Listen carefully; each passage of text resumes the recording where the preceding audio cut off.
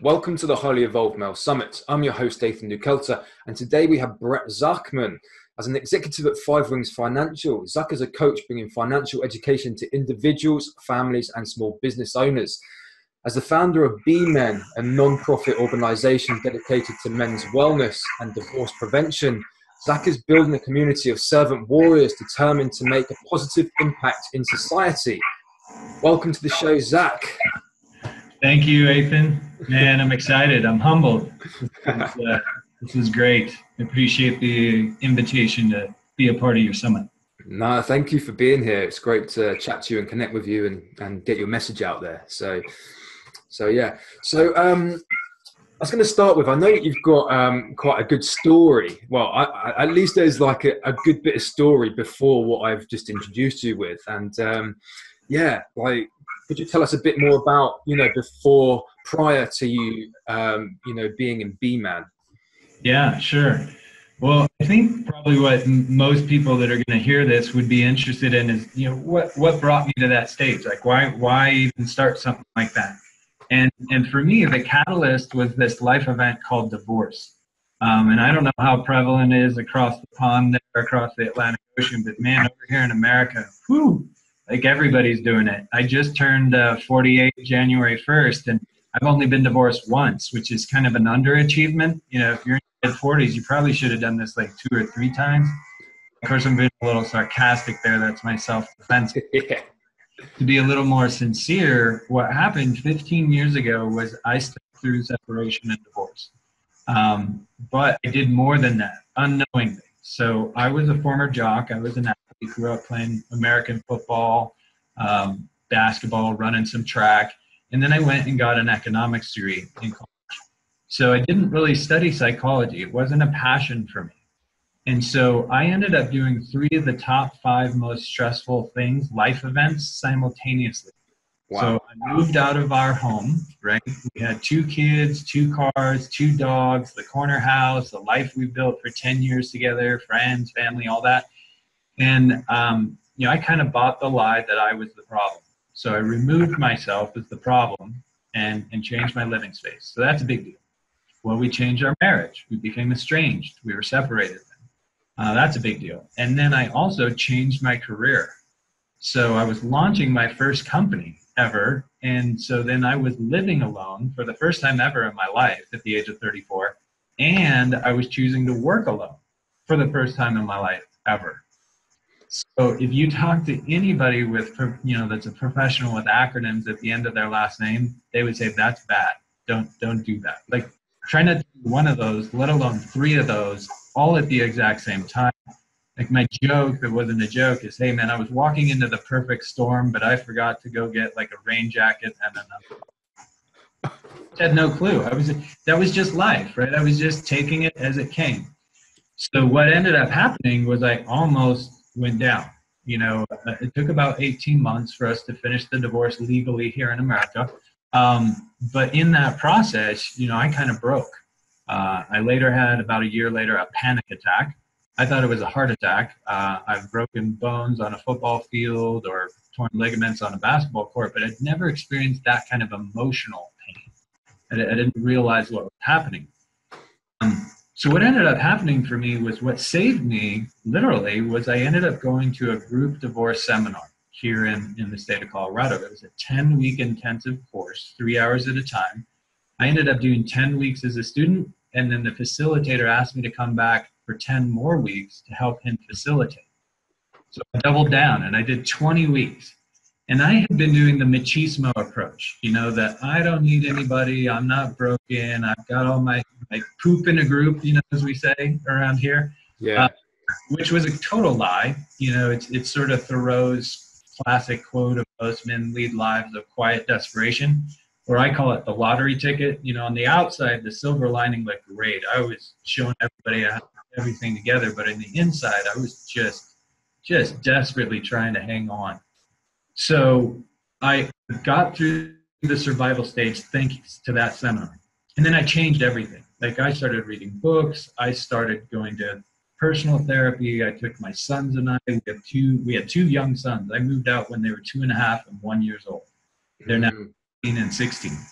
But I took them to family counseling. I went to other workshops. And at the survival stage, I asked this operative question: where do men go in their adult lives when the crap hits the fan? Yeah, I mean, absolutely, absolutely. So I guess that's why you created BeMen. Yeah, well, the answer I could come up with, and I don't know how it is in your country, but over here, the only two real viable answers were bars and churches. Yeah, yeah, Now, bars are a bad idea. We know this, right? You know, drown your sorrows in the bottom of a bottle, no matter what color or flavor it is. yeah, Churches, interestingly, more subtly, can be problematic too, because sometimes, not all the time, sometimes that family or that community that's supposed to love you more than anybody else on the planet, in your time of need, they're just not there for you. no, And that's a problem, right? absolutely. Here we are, and we don't have great solutions. And so I thought, well, you know, we're in this day and age of information. Why not just Google that stuff, right? I mean, I'm sure there's stuff out there for men. And then I found a lot of angst, a lot of bitterness. Here's how to crush your former spouse in family court law. I'm like, I don't want to be a part of any of that. I'm good. And so I started having conversations. That's my self-defense mechanism. And one guy, and then another guy, and then actually some women too. And we had some gatherings in my home. And we're talking about divorce in America and how to be better men. And all of a sudden it's like, wow, this has some power. And kept talking and interacting. And over the years, it's sort of evolved from, well, it seems like it'll just be a divorced men's support group and get together and talk about the challenges. And now it's really more the idea of like a full-blown men's organization. And what we see is there's three phases. There's phase one, which is awareness. That's what you're doing, this summit. You know, that's why I was so excited to be involved. I'm like, yeah, we got to have this conversation. And it can't just be you and I at the bar, just the two of us. No, it should be like your country and my country. And then I've got a volunteer who's in Queensland, Australia. Yeah. Or that direction. And then phase two is that what you alluded to in my intro, like let's galvanize men. Let's literally build an army. Mm-hmm. Now, here's just warriors, though. That's all blood and guts. No, this is more servants, right? Servants, serving others. First serving self, make yourself better, but then serve others. Because I think men have the capacity to make society better. And phase three for me is kind of my own personal dream. And my personal dream is I'd love to build an institute. If we're not teaching boys how to be men in school, and if we're not really teaching boys how to be men at home, because you're at the mercy of your father. Yes. My father and I he is a good man. I'll be perfectly frank with you. There's nothing wrong with him.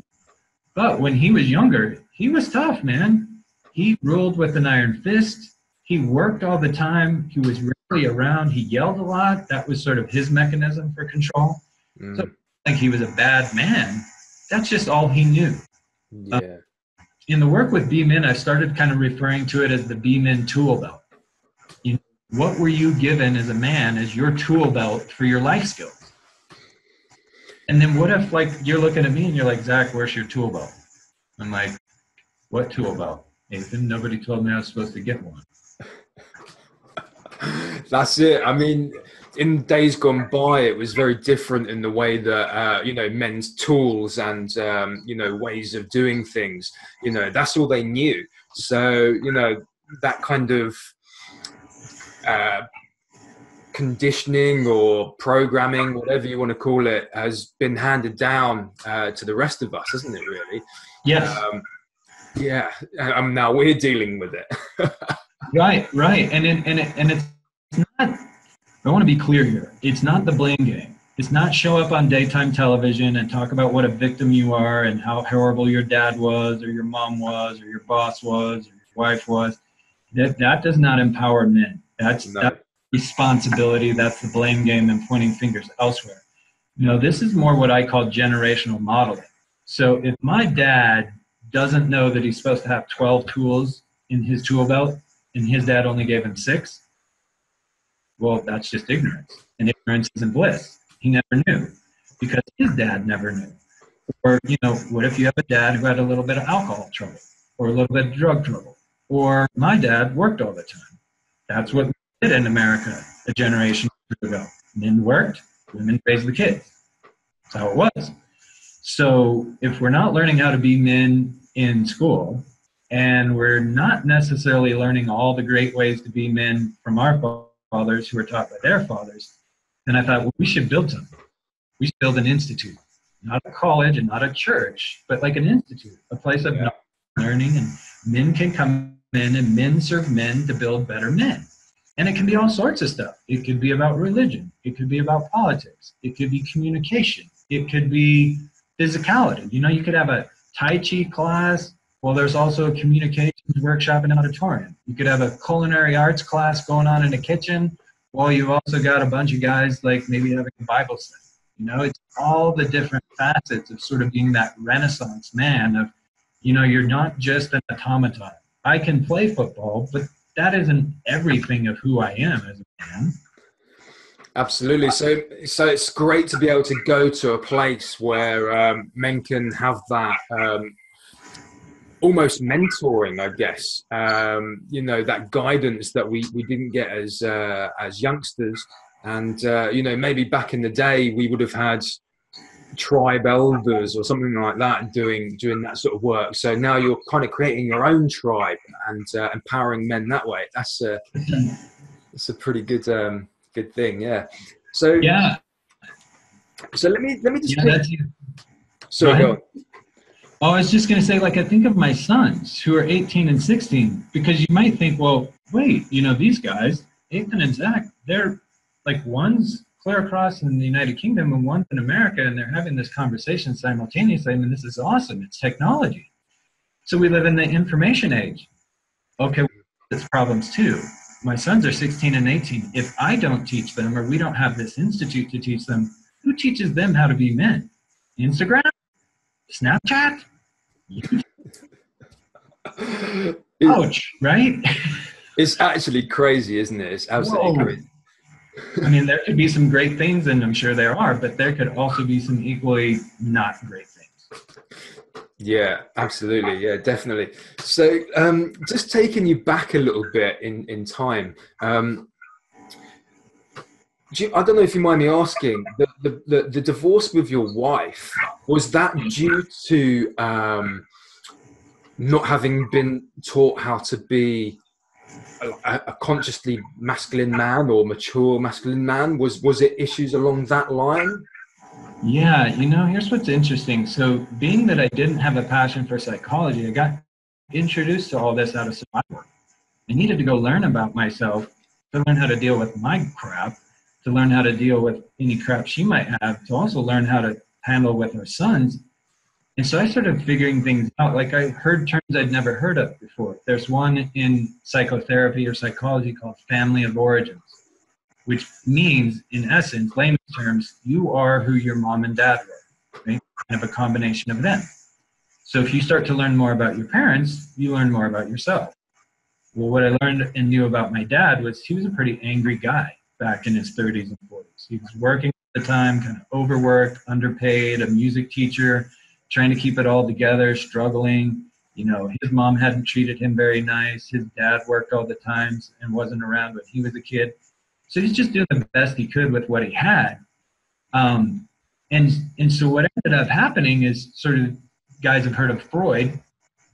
Whoever you don't have a great relationship with, say in one of your parents, you might pick that person unknowingly, subconsciously, in a marriage. So my dad and I struggled. So guess who I picked? I picked dad in women's clothing. Literally. I picked a very authoritative, very spicy, very hard-charging Hispanic female. So very, very much in touch with her masculine traits. She's all 100% a woman, but very in touch with her masculine traits. And because my mother mostly raised me while my dad worked, guess what I had? A lot of softer traits, a lot more feminine traits. You know? And so what I was doing unknowingly psychologically was I was trying to work out in my marriage some of the disconnect of the relationship with my father. Right. And so she was a lot of times very angry, and I was a lot of times just wanted to be the lover. And so we clashed. And over time, you don't even know these things, right? You don't understand what you or the patterns or the habits that are inside of you since you were a child.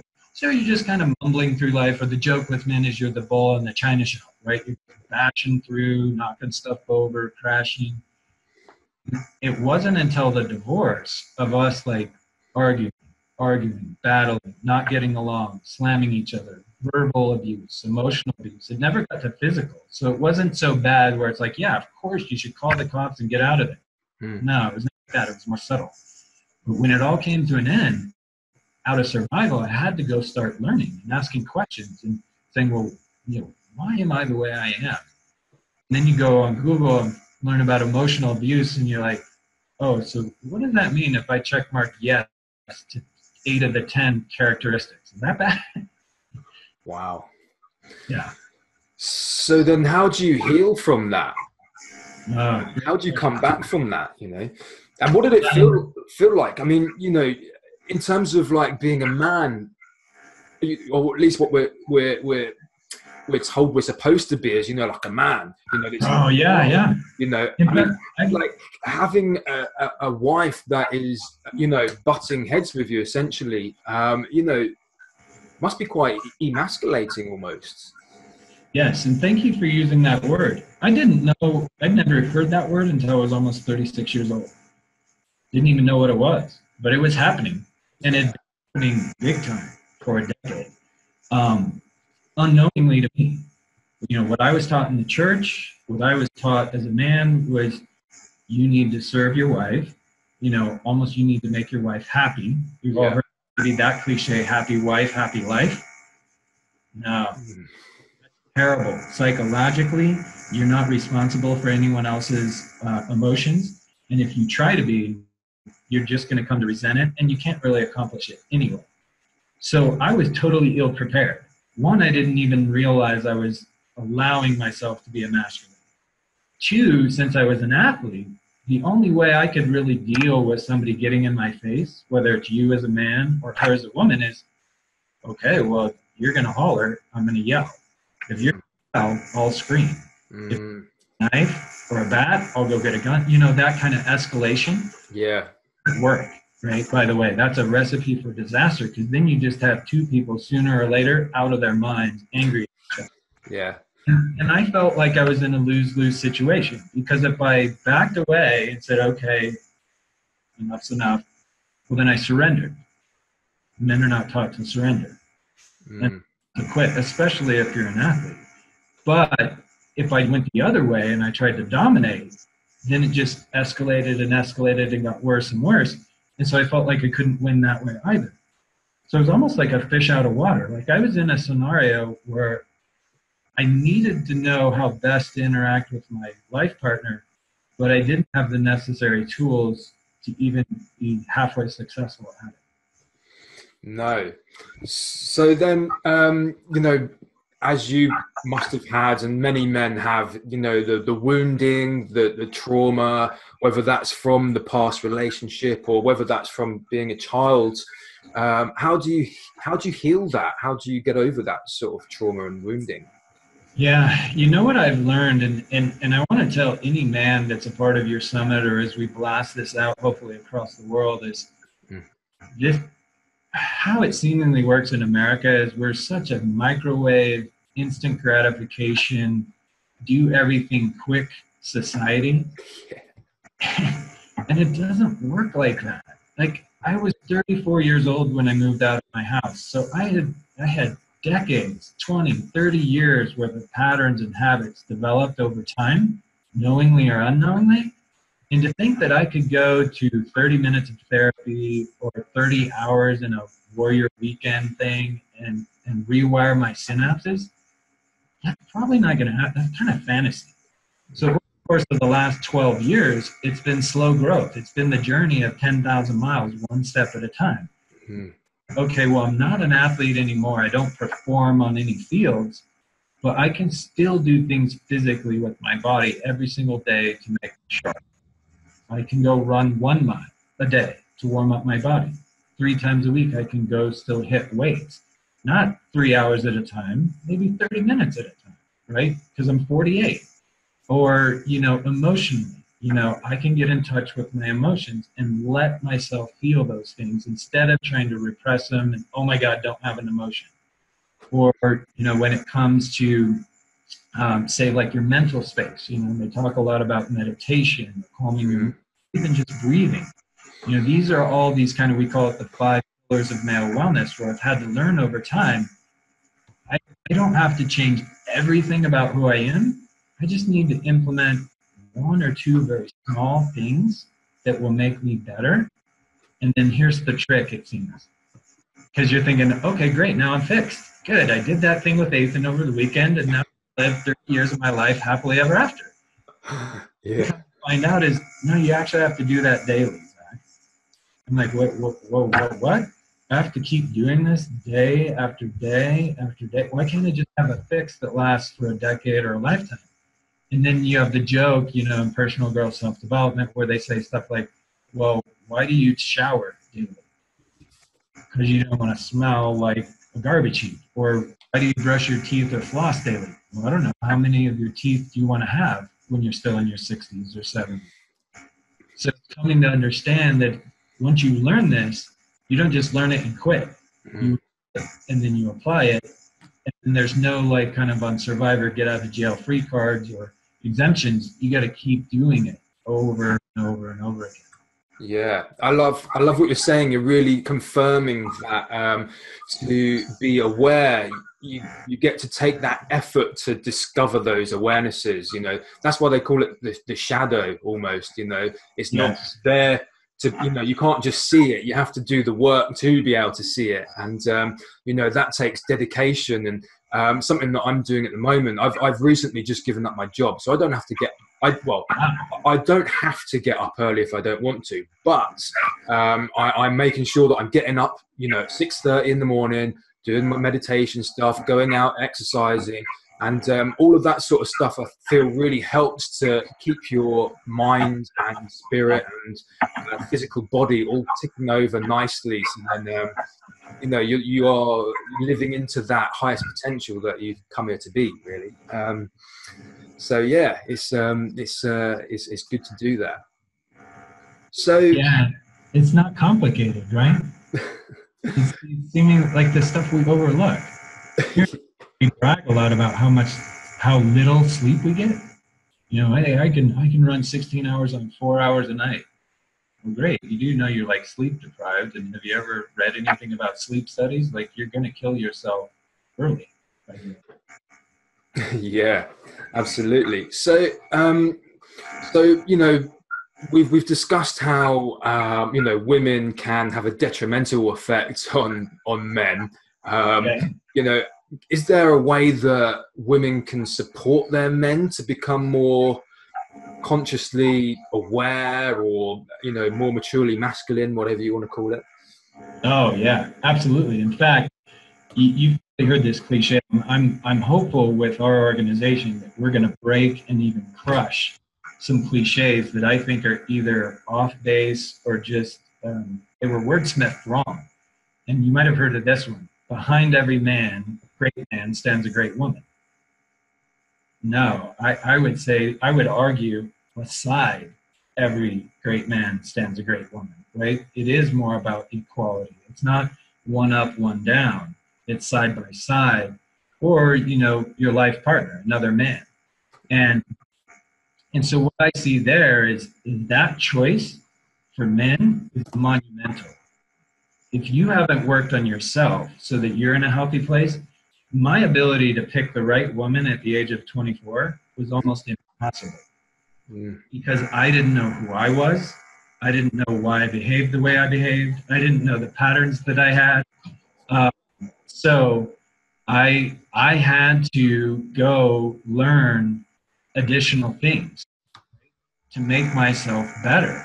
And so this time around, I've been a single divorced father for 15 years now. Why am I still waiting? Because I'm still working on me.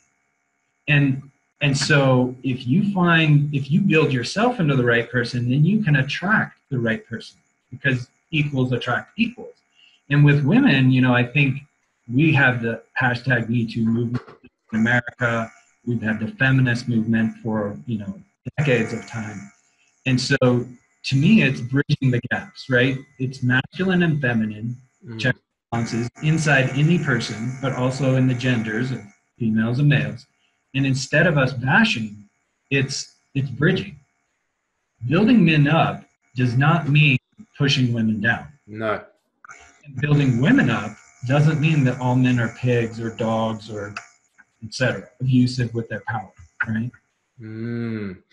Yeah, that's a good one. I mean, it's a real reflection of our, the way that men have been is a real reflection of how our society is, right? So a lot of it's about male domination. We try and dominate things, and now this is why, our world is being ruined. We're logging forests. And doing having wars. You can't just have a win-win. Instead, we're going to bomb you. Yeah, right. Well, this is how men think, right? It's very win-lose. We don't have a mentality of abundance. We more have a perspective of scarcity, and scarcity to me looks like this. So you compete in life.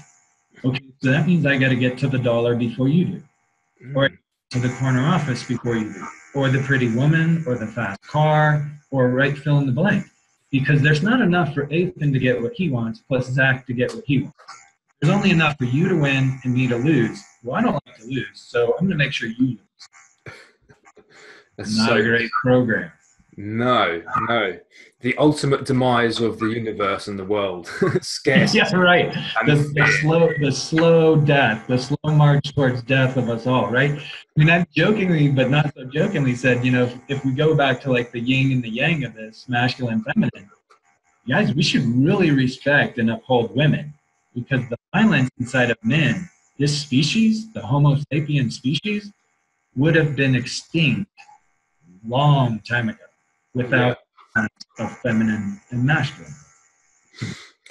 Yeah, absolutely. So something that excuse me, something that's come into my awareness is that there are certain conscious women that are trying to find conscious men. They either can't find them, or sometimes they're finding these conscious men and they're just really soft.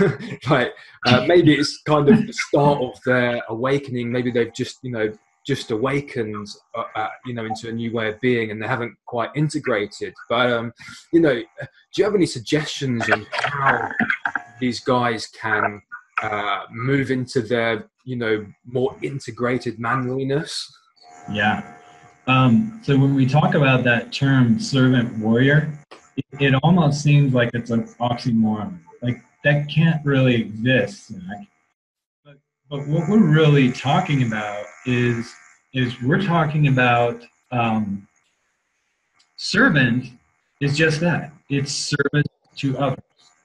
And some of the greatest minds that have ever walked the planet, when you think of people like Jesus Christ or Martin Luther King Jr. or Mother Teresa or Mahatma Gandhi, these incredible humans, men or women, what they practiced and what they preached was service to others.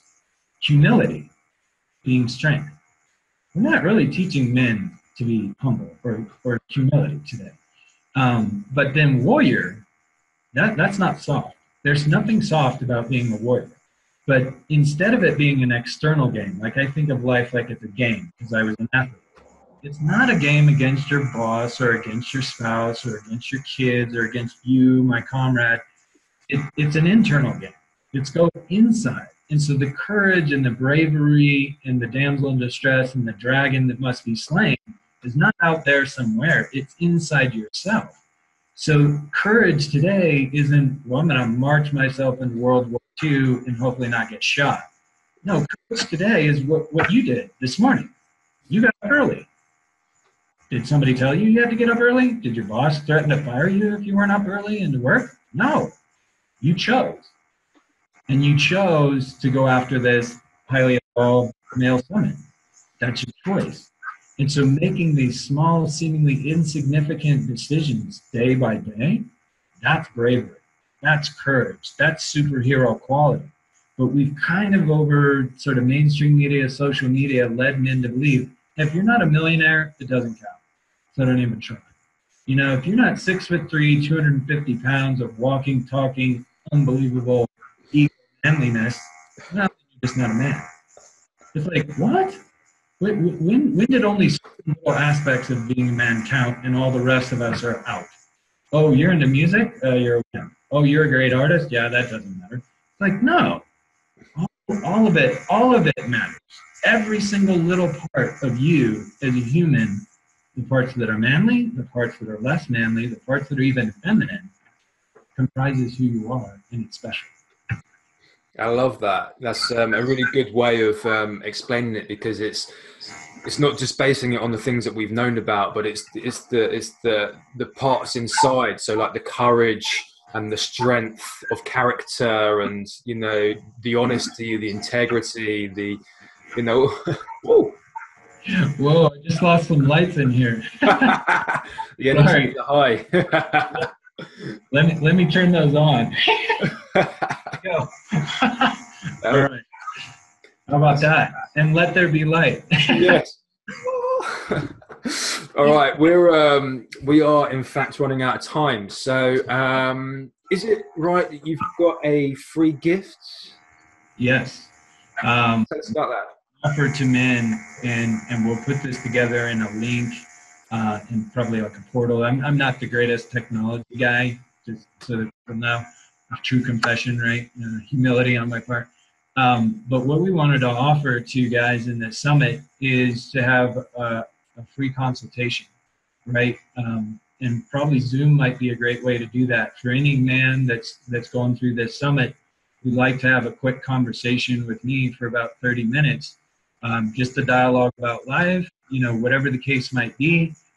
We could just shoot the bull, go super deep, or anything in between. But the thought being that we've put together this program that I call the 5 pillars of male wellness. And so this is your emotional, financial, mental, physical, spiritual health. And in that free gift, right, we have a conversation and a dialogue. If this resonates with any man, then we'd like to step them through that. We'd like to step them through 5 hours over 10 weeks of those pillars, and then a 6th session, which is like a recap.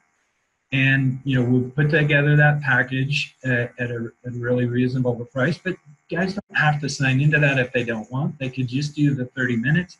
It costs nothing to become a member of BeMen, to get involved virtually or get involved physically with our different events. But it's a doorway, right? It's an invitation into what you've discovered on your own, what I've discovered on my own, to start building that community and getting those things that are going to make you healthy accomplished. Awesome. That's great. Like a really valuable resource, and we'll stick that link in this just below. So yeah, watch out for that. So yeah, awesome. Yes. So that takes us to the end. Thank you so much, Zach, for being here and imparting all of your amazing wisdom and experience. It's been enjoyable to converse with you and connect with you. So thank you for that. Thank you, Ethan. Really appreciate you inviting me into this event that you're doing, and it's awesome to watch. I applaud you. Great job. Thank you.